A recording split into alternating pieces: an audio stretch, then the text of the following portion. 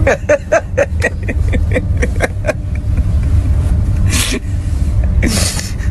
comme un loup. Les loups, ils sont tout noirs comme toi.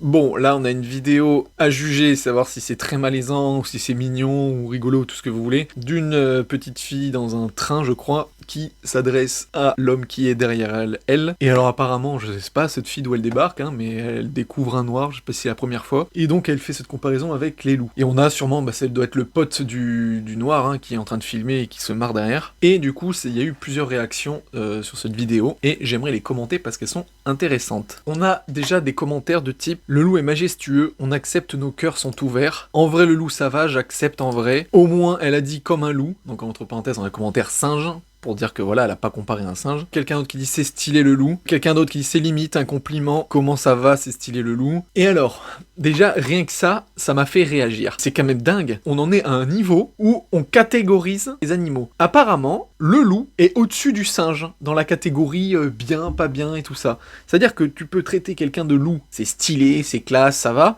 Mais le traiter de singe, c'est l'horreur, c'est honteux. Je suis désolé, hein, mais un singe, c'est plus intelligent qu'un loup.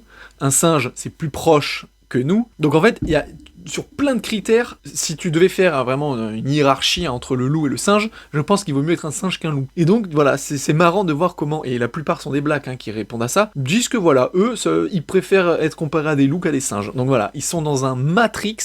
Ils vont crier au racisme si tu les traites de singe, par contre si tu les traites de loup, ouais c'est stylé et tout. Donc rien que déjà ces commentaires-là, je les trouve mais pitoyables. Ensuite, il y a des commentaires du type « C'est l'innocence, il n'y a pas de méchanceté là-dedans. Je ne vois rien de mal ici, ce n'est qu'une enfant, elle dit ce qu'elle pense. Et enfin, j'accepte car les enfants sont entiers, sans arrière-pensée, à part certains matrixés par leurs parents, où il faut le dire tout de même. » Ça, pour moi, c'est les meilleurs commentaires, c'est-à-dire que, effectivement, déjà, ça vient d'un enfant, donc il y a toute une innocence derrière, ils n'ont pas cette conscience du racisme et tout ça, mais j'ai quand même envie de préciser les choses, c'est que, mine de rien, un enfant, c'est comme le bon sauvage, le mythe du bon sauvage. C'est-à-dire que, plus que le voir comme quelqu'un de bon, c'est plutôt un neutre. Un enfant, ça peut être capable des pires atrocités envers des petits animaux ou même envers d'autres enfants. Ils peuvent être très cruels et il faut l'éduquer. C'est pour ça qu'on éduque en fait ces enfants. Et donc c'est pour ça, c'est très mignon, je pense qu'il n'y a pas d'arrière-pensée, pas de méchanceté, elles se sentent pas supérieures à l'autre et tout, mais voilà, elles disent ce qu'elles pensent comme ils disent, mais il faut lui inculquer, effectivement, que il ne faut pas dire ça, que c'est pas bien, etc. Il y en a qui sont choqués dans les commentaires et tout,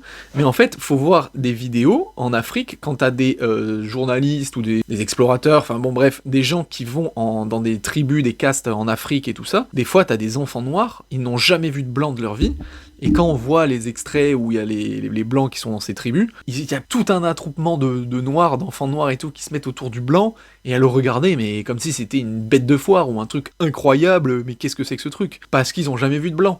Donc, alors elle, ça me paraît bizarre qu'elle ait jamais vu de noir quand même, hein, parce que j'ai l'impression qu'ils sont en France, mais il y a ce côté-là, c'est que l'enfant, s'il n'a pas vu quelque chose, ou que c'est quelque chose de très rare et tout ça, c'est normal qu'il soit intrigué, choqué ou étonné. Dans un premier temps, il faut l'accepter parce que c'est des enfants. Dans un second temps, il faut les éduquer. C'est pour ça que le dernier commentaire, il a raison de le préciser, parce qu'effectivement, il y a des parents aussi qui, là, sur le coup, sont bien racistes et doivent véhiculer des idées à leurs enfants plutôt dégueulasses. Ensuite, il y en a qui disent « j'accepte pas, même si c'est un enfant ». Quelque part, je suis aussi d'accord, dans le sens où l'enfant, faut pas le défoncer, hein, mais il faut simplement lui dire, et surtout ses parents, bien insister sur le fait de l'éduquer, tout simplement, et de lui dire « non, ça se dit pas, faut pas dire ça, etc. » Et enfin, plus léger, j'ai retenu les commentaires il y en a d'autres qui m'ont fait rire. Il y a Fatimata qui dit « c'est quoi son sushi ?» Parce que donc du coup la petite fille est asiatique. Il y a Bouyagi qui dit « moi je suis tellement immature, je lui aurais dit « toi tes yeux fermés on dirait tu dors ». Et Outlas qui dit « j'ai ri ».